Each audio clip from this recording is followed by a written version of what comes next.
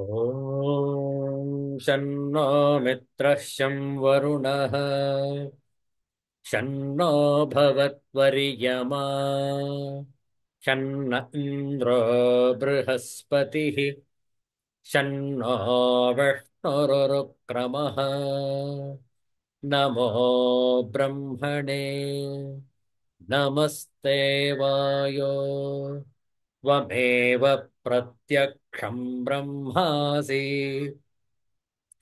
त्वमेव प्रत्यक्षं ब्रह्म वदिष्यामि ऋतं वदिष्यामि सत्यं वदिष्यामि तन्मामवतु तद्वक्तारमवतु अवतु माम् अवतु वक्तारम् ॐ शान्ति शान्ति शान्तिः हरिः ॐ श्रीगुरुभ्यो नमः हरिः ॐ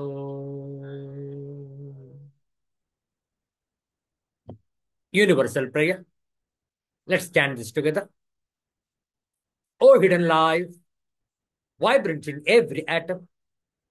O hidden light, shining in every creature.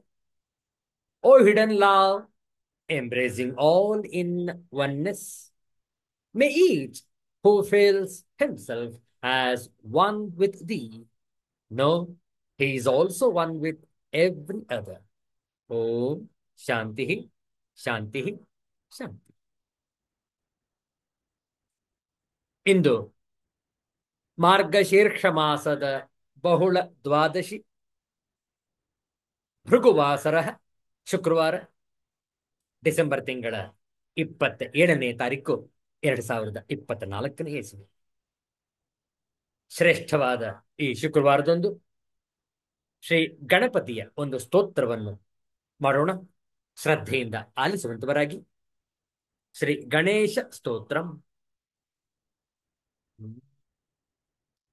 अजं निर्विकल्पं निराकारमेकं निरानन्दमानन्दमद्वैतपूर्णम् परं निर्गुणं निर्विशेषं निरीहं परब्रह्मरूपं गणेशं भजेम.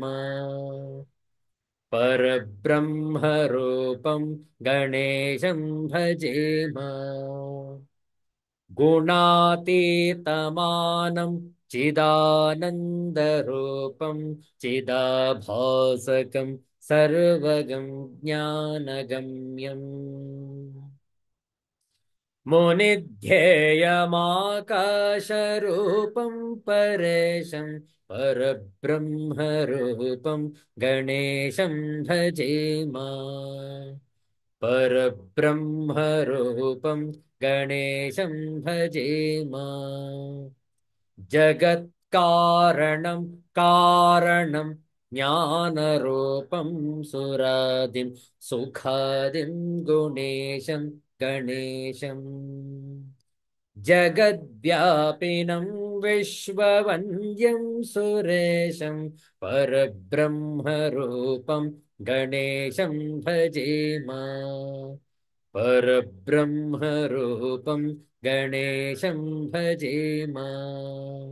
परब्रह्मरूपं गणेशं भजेम. श्री विघ्न विनायक स्वामी की जय. श्री वरसिद्ध विनायक मूर्ति की जय.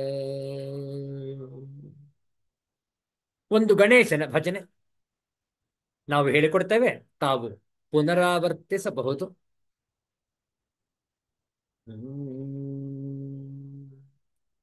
शुक्लांबरधरं विष्णुं शशिवर्णं चतुर्भुजं प्रसन्नवदनं ध्यायेत् सर्वविघ्नोपशान्तये.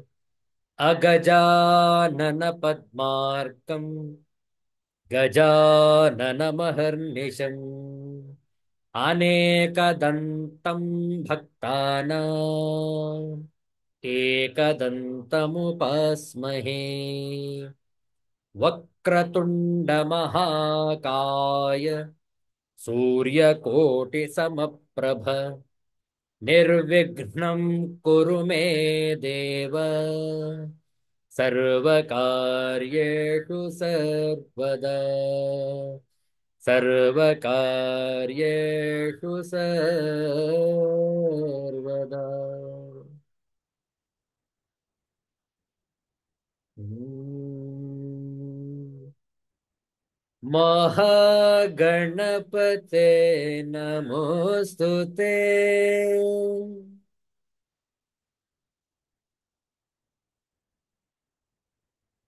मातङ्गमुख नमोऽस्तु ते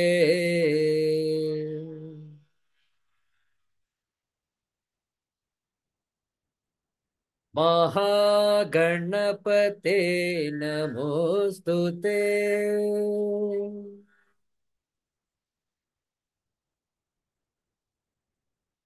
हिमगिरिजासुत नमोऽस्तु ते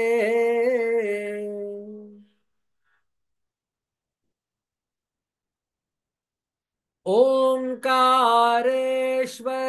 नमोऽस्तु ते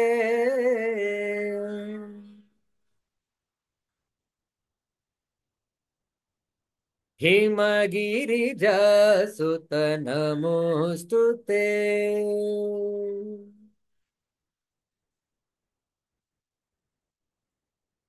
ओंकारेश्वर नमोऽस्तु ते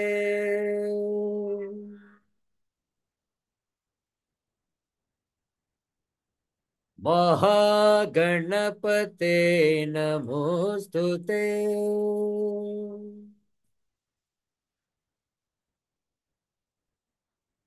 शंकर बाल नमोऽस्तु ते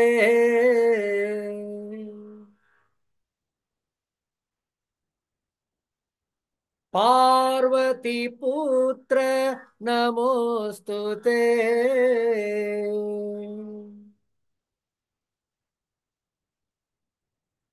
शंकर बाल नमोऽस्तु ते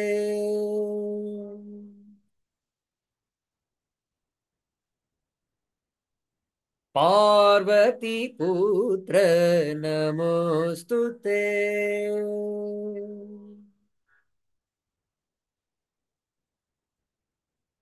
महागणपते नमोऽस्तु ते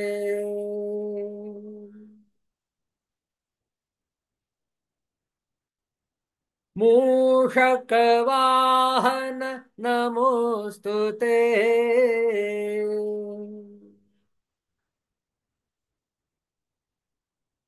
मोदकहस्त नमोऽस्तु ते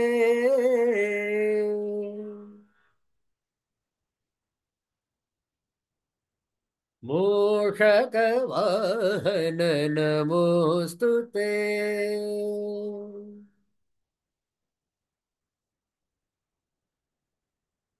मोदकहस्त नमोऽस्तु ते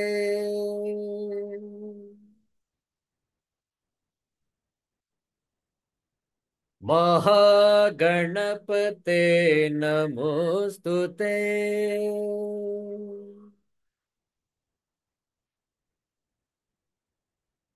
मातंगमुख नमोऽस्तु ते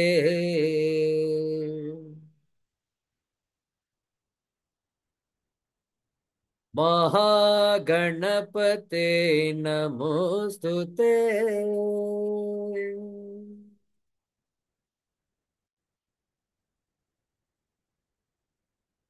श्री सिद्धिविनायक स्वामी की जय। ಆಚಾರ್ಯ ಶಂಕರರ ವಿವೇಕ ಚೂಡಾಮಣಿಯ ಅಧ್ಯಯನವನ್ನು ಮುಂದುವರಿಸೋಣ. ಪ್ರಾರಂಭದಲ್ಲಿ ಕೆಲವು ಶ್ಲೋಕಗಳ ಪಾರ. ಪ್ರತಿಯೊಂದು ಶ್ಲೋಕವನ್ನು ಹೇಳಿಕೊಡ್ತೇವೆ, ತಾವು ಪುನರಾವರ್ತಿಸಬಹುದು. ಪರದೆ ಮೇಲೆ ಪುಸ್ತಕವನ್ನು ಹಂಚಿಕೊಳ್ಳುತ್ತೇವೆ.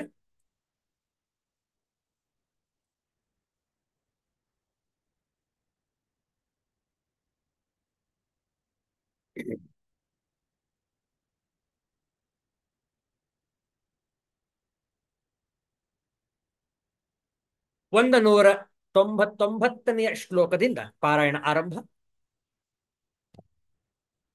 ಈ ಹಿಂದಿ ಅವತರಣಿಕೆಯ ಈ ಒಂದು ಅನುವಾದದ ಪುಸ್ತಕದಲ್ಲಿ 201 ಅಂತ ಇದೆ, ಒಂದು 2 ಸಂಖ್ಯೆ ಹೆಚ್ಚಿದೆ. ಆದರೆ ಸಾಮಾನ್ಯ ಎಲ್ಲ ಪುಸ್ತಕದಲ್ಲಿ 199ನೆಯ ಶ್ಲೋಕ. ಪ್ರಾರಂಭದಲ್ಲಿ ಮೊದಲ ಶ್ಲೋಕ ಹೇಳಿಕೊಡ್ತೇವೆ, ಪುನರಾವರ್ತಿಸಬಹುದು. ಸರ್ವ ವೇದಾಂತ ಸಿದ್ಧಾಂತ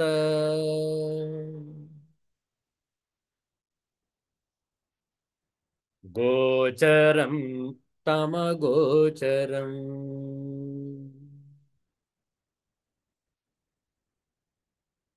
ಗೋವಿಂದಂ ಪರಮಾನಂದಂ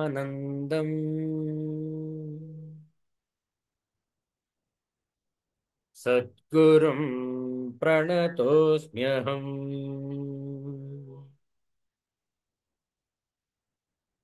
ಶ್ರೀಗುರುಂ ಪ್ರಣತೋಸ್ಮ್ಯಹಂ.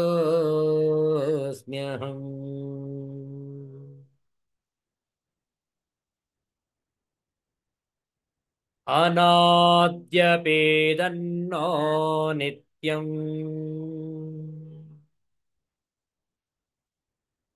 ಪ್ರಾಗಭಾವ ಇವ ಸ್ಫುಟಂ.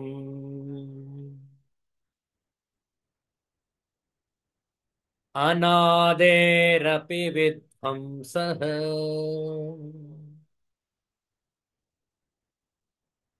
ಪ್ರಾಗಭಾವಸ್ಯ ವೀಕ್ಷಿತಃ.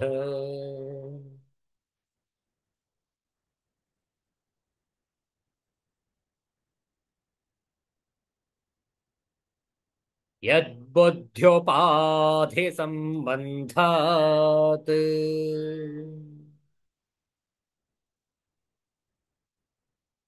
ಪರಿಕಲ್ಪಿತಮಾತ್ಮನಿ ಜೀವತ್ವಂ ನ ತತೋನ್ಯತ್ತು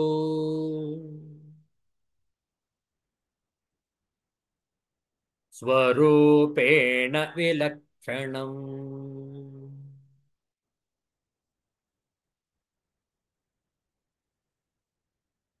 ಸಂಬಂಧಸ್ವಾತ್ಮನೋ ಬುದ್ಧ್ಯ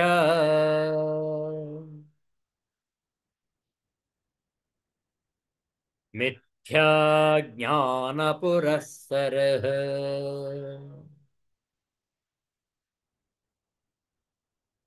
ವಿನಿವೃತ್ತೇರ್ಭವೇತ್ತಸ್ಯ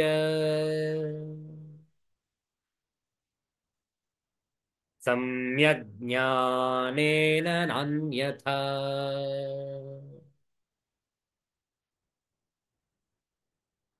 ಬ್ರಹ್ಮಾತ್ಮೈಕತ್ವವಿಜ್ಞಾನಂ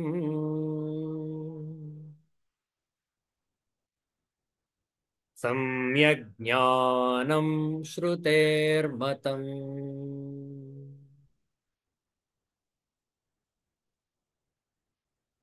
ತದಾತ್ಮಾನಾತ್ಮನೋಃ ಸಮ್ಯಕ್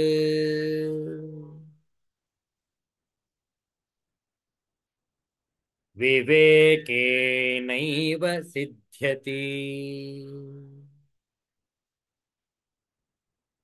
ತತೋ ವಿವೇಕಃ ಕರ್ತವ್ಯಃ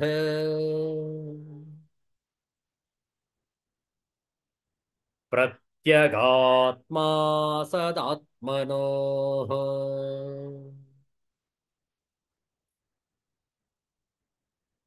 ಜಲಂ ಪಂಕವದತ್ಯಂತಂ ಪಂಕಾಪಾಯೇ ಜಲಂ ಸ್ಫುಟಂ.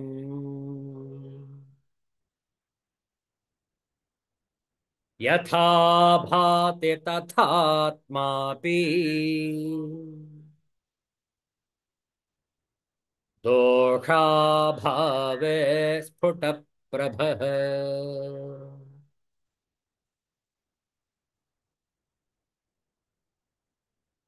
ಆಚಾರ್ಯ ಶಂಕರರು ಪಂಚಕೋಶ ವಿವೇಕವನ್ನು ಬೋಧಿಸುತ್ತಿದ್ದಾರೆ. ಆತ್ಮಸ್ವರೂಪದ ಲಕ್ಷಣವನ್ನು ಸ್ಪಷ್ಟವಾಗಿ ತಿಳಿದುಕೊಳ್ಳಬೇಕಾದರೆ ಯಾವ್ಯಾವುದನ್ನು ನಾವು ಅರಿತಿದ್ದೇವೆಯೋ ಅದನ್ನೆಲ್ಲವನ್ನೂ ಕೂಡ ಅಲ್ಲಗಳೆಯಬೇಕು. ಆತ್ಮಸ್ವರೂಪವನ್ನು ಪಂಚಕೋಶಗಳು ಮುಚ್ಚಿವೆ. ಒಂದೊಂದಾಗಿ ಪದರ ಪದರವಾಗಿ ತೆಗೆದು ತೆಗೆದು ತೆಗೆದು ನಾವು ಆ ಗೂಢವಾದಂತಹ ಆತ್ಮತತ್ವವನ್ನು ಅರಿಯಬೇಕು. ಈಗಾಗಲೇ ಅನ್ನಮಯ ಕೋಶ, ಪ್ರಾಣಮಯ ಕೋಶ, ಮನೋಮಯ ಕೋಶ, ವಿಜ್ಞಾನಮಯ ಕೋಶ ಇವುಗಳನ್ನು ವಿಚಾರ ಮಾಡಿದ್ದೇವೆ. ಎಲ್ಲವನ್ನು ಕೂಡ ಅಲ್ಲಗಳೆದಿದ್ದೇವೆ. ಹಾಗಾದ್ರೆ ಆತ್ಮಸ್ವರೂಪದ ಲಕ್ಷಣವೇನು? ನಮ್ಮ ಈ ಜೀವಾತ್ಮ, ಈ ಜೀವಬುದ್ಧಿ ನಿರಂತರ ಇರುತ್ತದೆಯಲ್ಲ, ಇದಕ್ಕೆ ಮೋಕ್ಷವೇ ಇಲ್ವೇ ಅನ್ನುವಂತಹ ಪ್ರಶ್ನೆಗೆ ಉತ್ತರವನ್ನು ಕೊಡುತ್ತಿದ್ದಾರೆ ಶ್ರೀ ಗುರುಗಳು. ನೋಡುವ ಮುಂದಿನ ಶ್ಲೋಕ 205ನೆಯ ಶ್ಲೋಕ. ಇಲ್ಲಿ ಈ ಒಂದು ಹಿಂದಿ ಅವತರಣಿಕೆಯ ಈ ಅನುವಾದದ ಪುಸ್ತಕದಲ್ಲಿ 207 ಅಂತ ಇದೆ. ಎಲ್ಲ ಪುಸ್ತಕದಲ್ಲಿ 205 ಶ್ಲೋಕದ ಸಂಖ್ಯೆ ಹೇಳಿಕೊಡ್ತೇವೆ. ಪುನರಾವರ್ತನೆ ಮಾಡಿ. ಅಸನ್ನಿವೃತ್ತೌ ತು ಸದಾತ್ಮನಾ ಸ್ಫುಟಂ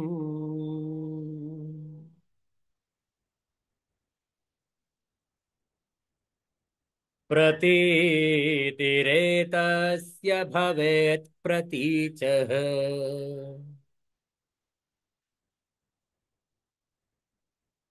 ತತೋ ನಿರಾಸಃ ಕರಣೀಯ ಏವಾತ್.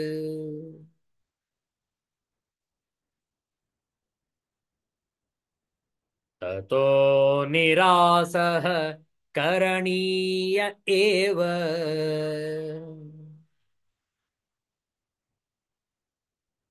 ಅಸದಾತ್ಮನಃ ಸಾಧ್ವಹಮಾದಿ ವಸ್ತುನಃ.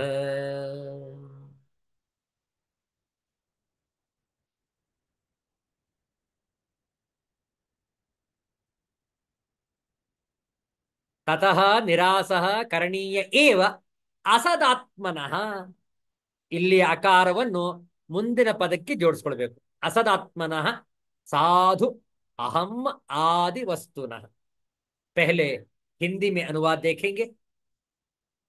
सत्य आत्मा के विचार से असत की निवृत्ति होने पर इस प्रत्यक आंतरिक आत्मा की स्पष्ट प्रतीति होने लगती है. अतः अहंकार आदि असदात्माओं का भली प्रकार बाध करना ही चाहिए. ಇದರ ಆಂಗ್ಲ ಅನುವಾದವನ್ನು ನೋಡೋಣ. When the unreal ceases to exist, this very individual soul is definitely realized as the eternal self. Therefore, one must make it a point to completely remove things like egoism, etc., from the eternal self.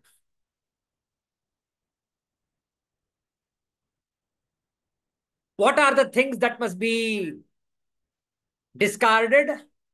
Things which are in reality superimpositions. Those are anatma vastunah. Therefore, it has to be rejected. ಪದಚ್ಛೇದ ನೋಡಿಕೊಳ್ಳಿ. ಅಸತ್ ನಿವೃತ್ತೌತು ಸತ್ ಆತ್ಮನ ಸ್ಫುಟಂ ಪ್ರತೀತಿ ಏತಸ್ಯ ಭವೇತ್ ಪ್ರತೀಚಃ. ತತಃ ನಿರಾಸಃ ಕರಣೀಯ ಏವ ಅಸದಾತ್ಮನಃ ಸಾಧು ಅಹಂ ಆದಿ ವಸ್ತುನಃ. ಅನ್ವಯಾರ್ಥ ನೋಡಿಕೊಳ್ಳಿ. ಅಸತ್ ನಿವೃತ್ತೌತು, ಅಸದ್ವಸ್ತುವು ತೊಲಗಿದಾಗ ಏತಸ್ಯ ಪ್ರತೀಚಃ, ಈ ಪ್ರತ್ಯಗಾತ್ಮನಿಗೆ ಸದಾತ್ಮನ ಸದ್ರೂಪದಿಂದ ಪ್ರತೀತಿ ಸಾಕ್ಷಾತ್ಕಾರವು ಭವೇತ್ ಉಂಟಾಗುತ್ತದೆ. ತತಃ ಆದುದರಿಂದ ಅಸದಾತ್ಮನಃ ಅಸದ್ರೂಪವಾದ ಅಹಮಾದಿ ವಸ್ತುನಃ ಅಹಂಕಾರಾದಿ ವಸ್ತುವಿನ ನಿರಾಸಃ ನಿರಾಕರಣವು ಸಾಧು ಸಾಧು ಕರಣೀಯ ಏವ ಮಾಡಲ್ಪಡಲೇಬೇಕು. ತಾತ್ಪರ್ಯ ನೋಡಿಕೊಳ್ಳಿ. ಅಸದ್ವಸ್ತುವು ತೊಲಗಿದಾಗ ಈ ಪ್ರತ್ಯಗಾತ್ಮನಿಗೆ ಸದ್ರೂಪದಿಂದ ಸಾಕ್ಷಾತ್ಕಾರವು ಉಂಟಾಗುತ್ತದೆ. ಅದುದರಿಂದ ಅಸದ್ರೂಪವಾದ ಅಹಂಕಾರಾದಿ ವಸ್ತುಗಳ ನಿರಾಕರಣವನ್ನು ಮಾಡಲೇಬೇಕು. ಅಸದ್ವಸ್ತುವು ತೊಲಗಿದಾಗ ಅಂದ್ರೆ ಅರ್ಥ ಏನು? ಅಸತ್ ಅಂದ್ರೆ ಯಾವುದು ಶಾಶ್ವತವಲ್ಲವೋ, ಯಾವುದು ತಾತ್ಕಾಲಿಕವೋ, ಯಾವುದು ಪದೇ ಪದೇ ಮಾರ್ಪಾಡಾಗುವುದೋ ಅವೆಲ್ಲವೂ ಕೂಡ ಅಸದ್ವಸ್ತುಗಳು. ಉದಾಹರಣೆ, ನಮ್ಮ ಈ ಶರೀರ ಅಸದ್ವಸ್ತು. ನಮ್ಮ ರಕ್ತ ಸಂಬಂಧಗಳು, ತಂದೆ ತಾಯಿ, ಮಗ ಮಗಳು, ಅಳಿಯ ಸೊಸೆ, ಯಾವುದೇ ಸಂಬಂಧವನ್ನ ತೆಗೆದುಕೊಳ್ಳಿ, ರಕ್ತ ಸಂಬಂಧವಾಗಿರಬಹುದು ಅಥವಾ ಇನ್ನೂ ಕೂಡ ರಕ್ತ ಸಂಬಂಧ ಆ ರಕ್ತ ಸಂಬಂಧ ಇಲ್ಲದವರು ಕೂಡ ಆಗಿರಬಹುದು, ಮಿತ್ರರು, ನೆರೆಹೊರೆಯವರು ಇತ್ಯಾದಿ. ಈ ಎಲ್ಲ ಸಂಬಂಧಗಳು ಅಸದ್ವಸ್ತುಗಳು. ಹೌದಲ್ಲ? ಯಾಕೆ ಅಸದ್ವಸ್ತುಗಳು? ಏಕೆಂದ್ರೆ ಇದು ಇದ್ದ ಹಾಗೆ ಇರುವುದಿಲ್ಲ, ಮಾರ್ಪಾಡಾಗುತ್ತಾ ಇರುವುದು, ಬದಲಾವಣೆ ಆಗುತ್ತಾ ಇರುವುದು, ಚಲನಶೀಲವಾಗಿರುವುದು. ಹೌದಲ್ಲ? ಇದು ತಾತ್ಕಾಲಿಕವಾಗಿರುವಂಥದ್ದು, ಶಾಶ್ವತವಾಗಿ ಇರುವುದಿಲ್ಲ. ಆದ್ದರಿಂದಲೇ ಅಸದ್ವಸ್ತುಗಳು. ಈ ಅಸದ್ವಸ್ತುಗಳು ತೊಲಗಿದಾಗಲೇ ಸದ್ವಸ್ತುವು ಪ್ರತ್ಯಗಾತ್ಮವು ಸ್ಫುರಣೆಯಾಗುವುದು, ಗೋಚರವಾಗುವುದು. ಆಗ ಮಾತ್ರ ನಮಗೆ ಆತ್ಮ ಸಾಕ್ಷಾತ್ಕಾರ ಆಗಲು ಸಾಧ್ಯ. ಎಲ್ಲಿಯವರೆಗೆ ನಾವು ಈ ಪ್ರಾಪಂಚಿಕ ಸಂಬಂಧಗಳನ್ನು, ಆ ಕೊಂಡಿಯನ್ನು ಇಟ್ಟುಕೊಂಡಿರ್ತೇವೆಯೋ, ಆ ಕೊಂಡಿ ತೊಲಗುವವರೆಗೆ, ಆ ಕೊಂಡಿ ಕಳಚುವವರೆಗೆ ಆತ್ಮ ಸಾಕ್ಷಾತ್ಕಾರವಾಗುವುದಿಲ್ಲ. ನೋಡಿ, ಅಸದ್ವಸ್ತುವು ತೊಲಗಿದಾಗ ಮಾತ್ರ, ಈ ಕೊಂಡಿಯು ಕಳಚಿದಾಗ ಮಾತ್ರ ಈ ಪ್ರತ್ಯಗಾತ್ಮನಿಗೆ, ಈ ಜೀವನಿಗೆ ತನ್ನ ಆತ್ಮಸ್ವರೂಪವು ಗೋಚರಿಸುವುದು.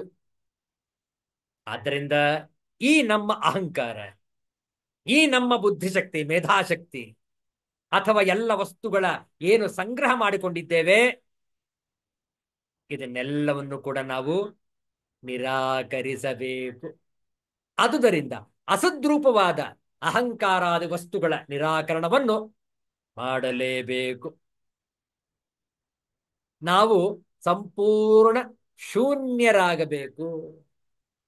ನೋಡಿ ಎಷ್ಟು ಚೆನ್ನಾಗಿದೆ, ಸಂಪೂರ್ಣ ಶೂನ್ಯರಾಗಬೇಕು. We have to empty our cells completely. If we do not empty ourselves, we will not be able to realize the true self. And whatever is seeing now, the self, this is not true.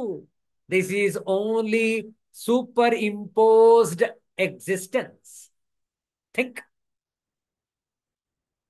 We have to negate all these objects. Then alone the subject is realised. ಆಗ ಮಾತ್ರ ನಮಗೆ ಆತ್ಮ ಸಾಕ್ಷಾತ್ಕಾರ. ಆದ್ದರಿಂದಲೇ ನಾವು ಪ್ರಾಪಂಚಿಕತನವನ್ನು ಬಿಟ್ಟು ಪಾರಮಾರ್ಥಿಕದೆಡೆಗೆ ಸಾಗಬೇಕು. ಅಸತ್ ಅಸದೋಮ ಸದ್ಗಮಯ. ನೋಡಿ, ಹೌದಲ್ಲ? ಅಸತ್ ಮಾ ಸದ್ಗಮಯ. ಅಸತ್ನಿಂದ ನಾವು ಸತ್ ನನಗೆ ತೆರಳಬೇಕು, ಪ್ರಗತಿಯನ್ನು ಸಾಧಿಸಬೇಕು. ಅಸತೋಮಾ ಸದ್ಗಮ, ತಪಸೋಮಾ ಜ್ಯೋತಿರ್ಗಮಯ. ತಮಸ್ಸಂದ್ರೆ ಕತ್ತಲೆ, ಅಂಧಕಾರ, ಅಜ್ಞಾನ.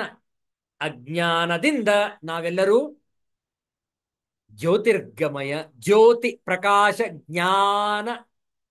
ಅಂಧಕಾರದಿಂದ ಬೆಳಕಿನೆಡೆಗೆ, ಅಜ್ಞಾನದಿಂದ ಸುಜ್ಞಾನದೆಡೆಗೆ ನಾವು ಸಾಗಬೇಕು. ಸುಜ್ಞಾನವನ್ನು ದೊರಕಿಸಿಕೊಳ್ಳಬೇಕಾದರೆ ಯಾವ್ಯಾವುದು ಅಜ್ಞಾನವೋ ಅದನ್ನೆಲ್ಲವನ್ನು ಕೂಡ ಬಿಟ್ಟಿರಬೇಕು. ಆಗ ಮಾತ್ರ ನಮಗೆ ಸುಜ್ಞಾನ ಪ್ರಾಪ್ತಿಯಾಗುವುದು. ಎರಡೆರಡು ಒಟ್ಟೊಟ್ಟಿಗೆ ಇರಲಿಕ್ಕೆ ಸಾಧ್ಯ ಇಲ್ಲ. ಕತ್ತಲೆ ಮತ್ತು ಬೆಳಕು ಎರಡು ಒಟ್ಟಿಗೆ ಇರಲಿಕ್ಕೆ ಸಾಧ್ಯ ಇಲ್ಲ, ಹೌದಲ್ಲ? ಕತ್ತಲೆ ಇದ್ದಾಗ ಅರ್ಥಾತ್ ಅಲ್ಲಿ ಪ್ರಕಾಶ, ಬೆಳಕು ಇಲ್ಲ ಅಂತ ಅರ್ಥ. ಆದ್ರಿಂದಲೇ ಅಂಧಕಾರ. ಅಲ್ಲಿ ಎಲ್ಲಿ ಬೆಳಕಿರುತ್ತೋ ಅಲ್ಲಿ ಕತ್ತಲೆಗೆ ಪ್ರವೇಶವಿಲ್ಲ, ಹೌದಲ್ಲ? ಎಲ್ಲಿ ಜ್ಞಾನವಿರುತ್ತೋ ಅಲ್ಲಿ ಅಜ್ಞಾನಕ್ಕೆ ಅವಕಾಶವಿಲ್ಲ. ಆದ್ರಿಂದ ಎಲ್ಲ ಅಸದ್ವಸ್ತುಗಳನ್ನು ನಾವು ನಿರಾಕರಿಸಿ ಸದ್ವಸ್ತುವಿನೆಡೆಗೆ ನಮ್ಮ ಪಥ ಸಾಗಬೇಕು. ಮುಂದಿನ ಶ್ಲೋಕ ನೋಡಿ. ಅತೋ ನಾಯಂ ಪರಾತ್ಮಾ ಸ್ಯಾತ್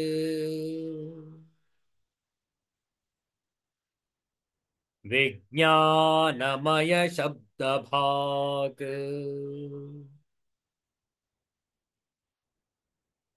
ವಿಕಾರಿತ್ವಾತ್ ಜಡತ್ವಾಚ್ಚ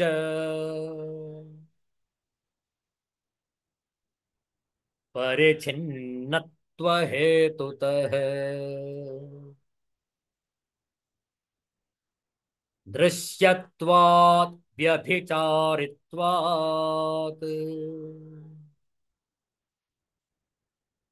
ನಾನಿತ್ಯೋ ನಿತ್ಯ ಇಷ್ಯತೆ.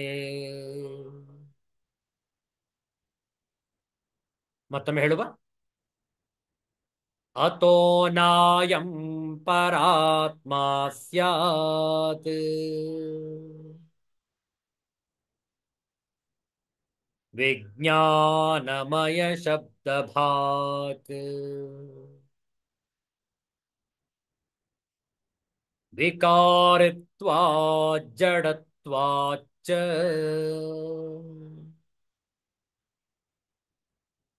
ಪರಿಚ್ಛಿನ್ನತ್ವ ಹೇತುತಃ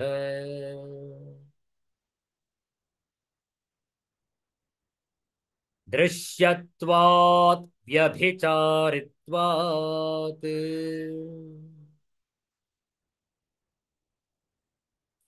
ನಾನಿತ್ಯೋ ನಿತ್ಯ ಇಷ್ಯತೆ.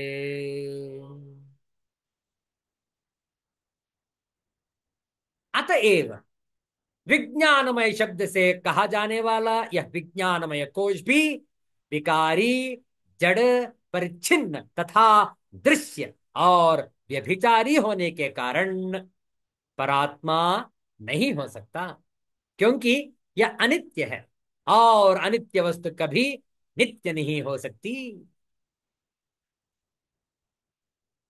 ಈಗ ವಿಜ್ಞಾನಮಯ ಕೋಶವನ್ನು ಕೂಡ ಅಲ್ಲಗಳೆಯುವಂತಹ ವಿಚಾರ ನೋಡಿ. ದಿಸ್ ನಾಲೆಡ್ಜ್ ಶೀತ್, ವಿಜ್ಞಾನಮಯ ಕೋಶ, that we have been speaking of cannot be the supreme self for the following reasons: because it is subject to change, because it is insentient, because it is a limited thing, because it is an object of the senses, and it is not constantly present. These are the 5 reasons we can substantiate this knowledge that Vijnanamaya Kosha cannot be the true self. An unreal thing cannot indeed be taken for the real Atma. What is meant by the sentence or the phrase subject to change? Whereas the Atman is changeless, knowledge absolute, unlimited, the eternal subject and the universal substratum of all things, just as the rope is the only reality with regard to the to the mistaken snake idea, etc. Rajju Sarpavat. See that? Atman is changeless, but this knowledge of ours is ever fleeting, is ever changing, isn't it? ಪದಚ್ಛೇದ ನೋಡಿಕೊಳ್ಳೋಣ. ಅತಃ ನ ಅಯಂ ಪರಾತ್ಮ ಸ್ಯಾತ್ ವಿಜ್ಞಾನಮಯ ಶಬ್ದಭಾಕ್ ವಿಕಾರಿತ್ವಾತ್. ಯಾವ್ಯಾವ ಕಾರಣಗಳು ಹೇಳ್ತಾ ಇದ್ದಾರೆ ನೋಡಿ. ವಿಜ್ಞಾನಮಯ ಕೋಶ ಯಾಕೆ ಆತ್ಮಸ್ವರೂಪ ಆಗ್ಲಿಕ್ಕಿಲ್ಲ ಅನ್ನುವುದಕ್ಕೆ ಕಾರಣಗಳು. ವಿಕಾರಿತ್ವಾತ್ ಮೊದಲನೇದು, ಜಡತ್ವಾತ್ ಎರಡನೇದು, ಪರಿಚ್ಛಿನ್ನತ್ವಾತ್ ಪರಿಚ್ಛಿನ್ನತ್ವ ಹೇತುತಃ ಮೂರು, ದೃಶ್ಯತ್ವಾತ್ ನಾಲ್ಕು, ವ್ಯಭಿಚಾರಿತ್ವಾತ್ ಐದು. ಈ ಐದು ಕಾರಣಗಳಿಂದ ನ ಅನಿತ್ಯ ನಿತ್ಯ ಇಷ್ಯತೆ. ಅನ್ವಯಾರ್ಥ ನೋಡಿಕೊಳ್ಳಿ. ಅತಃ ಆದುದರಿಂದ ಅಯಂ ವಿಜ್ಞಾನಮಯ ಶಬ್ದಭಾಕ್, ವಿಜ್ಞಾನಮಯ ಶಬ್ದಭಾಕ್, ಈ ವಿಜ್ಞಾನಮಯ ಶಬ್ದವಾಚ್ಯವಾದ ಕೋಶವು ಪರಾತ್ಮ ನ ಸ್ಯಾತ್, ಪರಮಾತ್ಮನಾಗಲಾರದು. ಯಾಕೆ ನೋಡಿ, ಎಷ್ಟು ಕಾರಣಗಳು, ಐದು ಕಾರಣಗಳು. ಮೊದಲನೇದು ವಿಕಾರಿತ್ವಾತ್, ವಿಕಾರಗಳುಳ್ಳತ್ತರಿಂದಲೂ. ಎರಡನೇದು ಜಡತ್ವಾತ್ ಚ, ಜಡವಾಗಿರುವುದರಿಂದಲೂ. ಮೂರನೆಯ ಕಾರಣ ಪರಿಚ್ಛಿನ್ನತ್ವ ಹೇತುತಃ, ಪರಿಚ್ಛಿನ್ನವಾಗಿರುವುದೆಂಬ ಕಾರಣದಿಂದಲೂ. ನಾಲ್ಕನೇದು ದೃಶ್ಯತ್ವಾತ್, ದೃಶ್ಯವಾಗಿರುವುದರಿಂದಲೂ. ಐದನೇದು ವ್ಯಭಿಚಾರಿತ್ವಾತ್, ಯಾವಾಗಲೂ ತೋರುವುದಿಲ್ಲವಾದುದರಿಂದಲೂ. ಈ ಐದು ಕಾರಣಗಳಿಂದ ಅನಿತ್ಯ, ಅನಿತ್ಯ ವಸ್ತುವು ನಿತ್ಯ, ನಿತ್ಯವೆಂದು ನ ಇಷ್ಯತೆ, ಹೇಳಲಾಗುವುದಿಲ್ಲ. ತಾತ್ಪರ್ಯ ನೋಡಿಕೊಳ್ಳಿ. ಆದುದರಿಂದ ಈ ವಿಜ್ಞಾನಮಯ ಕೋಶವು ಪರಮಾತ್ಮನಾಗಲಾರದು. ಏಕೆಂದರೆ ಇದು ವಿಕಾರಗಳನ್ನು ಪಡೆಯುತ್ತದೆ, ಜಡವಾಗಿರುತ್ತದೆ, ಪರಿಚ್ಛಿನ್ನವಾಗಿದೆ, ದೃಶ್ಯ ವಸ್ತುವಾಗಿದೆ ಮತ್ತು ಯಾವಾಗಲೂ ತೋರುವಂಥದ್ದಲ್ಲ. ಅನಿತ್ಯ ವಸ್ತುವನ್ನು ನಿತ್ಯವೆಂದು ಹೇಳಲಾಗುವುದಿಲ್ಲ. ವಿಜ್ಞಾನಮಯ ಕೋಶದ ಅನಾತ್ಮತ್ವವನ್ನು ಇಲ್ಲಿ ಉಪಸಂಹರಿಸಿದೆ. ಇಲ್ಲಿಗೆ ವಿಜ್ಞಾನಮಯ ಕೋಶವೂ ಕೂಡ ಆತ್ಮನಲ್ಲ ಎಂದು ಹೇಳಿ ಇಲ್ಲಿಗೆ ಆ ವಿಜ್ಞಾನಮಯ ಕೋಶದ ವಿಚಾರವನ್ನು ಸಂಪನ್ನಗೊಳಿಸಲಾಗುತ್ತಿದೆ. ಯಾವಾಗಲೂ ತೋರುವಂಥದ್ದಲ್ಲ ಅಂದ್ರೆ ಅರ್ಥ ಏನು ನೋಡಿ, ಕೊಟ್ಟಿದ್ದಾರೆ ಕಂಸದಲ್ಲಿ. ಸುಷುಪ್ತಿಯಲ್ಲಿ ಆತ್ಮ ಪ್ರಕಾಶವಿದ್ದರೂ ವಿಜ್ಞಾನಮಯವು ತೋರುವುದಿಲ್ಲ. ಹೌದಲ್ಲ? ಗಾಢ ನಿದ್ರೆ ಅವಸ್ಥೆಯಲ್ಲಿ ಯಾವ ಬುದ್ಧಿಯೂ ಕೆಲಸ ಮಾಡುವುದಿಲ್ಲ. ಸಂಪೂರ್ಣ ಸುಷುಪ್ತಿ ಅವಸ್ಥೆ, ಗಾಢ ನಿದ್ರೆ, ಅದು ತೋರುವುದಿಲ್ಲ. ಬುದ್ಧಿಶಕ್ತಿ, ನಮ್ಮ ಮನಸ್ಸು ತೋರುವುದಿಲ್ಲ. ಆದ್ದರಿಂದಲೇ ಅದು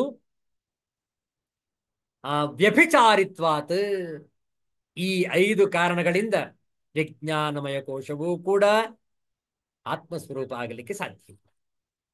ಈ ಐದು ವಿಕಾರಗಳನ್ನು, ಯಾವ್ಯಾವ ವಿಕಾರಗಳಿಂದ ವಿಜ್ಞಾನಮಯ ಕೋಶವು ಆತ್ಮಸ್ವರೂಪವಲ್ಲ ಎಂದು ಯಾವುದು ಹೇಳಲಾಗಿದೆಯೋ ಅದನ್ನು ಮತ್ತೊಮ್ಮೆ ಸುದೀರ್ಘವಾಗಿ ಮುಂದಿನ ಶುಕ್ರವಾರ ವಿಚಾರ ಮಾಡೋಣ.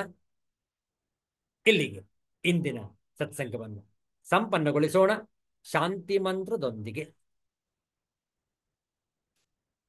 ಓಂ ಸರ್ವೇಷಾಂ ಸ್ವಸ್ತಿ ಭವತು, ಸರ್ವೇಷಾಂ ಶಾಂತಿರ್ಭವತು, ಸರ್ವೇಷಾಂ ಪೂರ್ಣಂ ಭವತು, ಸರ್ವೇಷಾಂ ಮಂಗಳಂ ಭವತು, ಸರ್ವೇ ಭವಂತು ಸುಖಿನಃ, ಸರ್ವೇ ಸಂತು ನಿರಾಮಯಾಃ, ಸರ್ವೇ ಭದ್ರಾಣಿ ಪಶ್ಯಂತು, ಮಾ ಕಶ್ಚಿತ್ ದುಃಖಭಾಗ್ ಭವೇತ್. असतो मा सद्गमय, तमसो मा ज्योतिर्गमय, मृत्योर्मा अमृतंगमय, ಓಂ ಶಾಂತಿ ಶಾಂತಿ ಶಾಂತಿ. ಹರಿ ಓಂ. ಶ್ರೀ ಗುರುಭ್ಯೋ ನಮಃ. ಹರಿ ಓಂ. ಮತ್ತೆ ಭೇಟಿಯಾಗೋಣ. ಎಲ್ಲರಿಗೂ ಒಳಿತಾಗಲಿ, ಎಲ್ಲರಿಗೂ ಶುಭವಾಗಲಿ. ಜೈ ಶ್ರೀ ಗುರುದೇವ ದತ್ತ.